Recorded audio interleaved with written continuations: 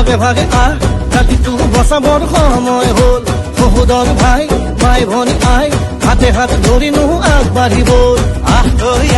মিলি জুলিয়া নতুনৰ কথাবোৰ শুনিবৰ হ'ল অসমীয়াই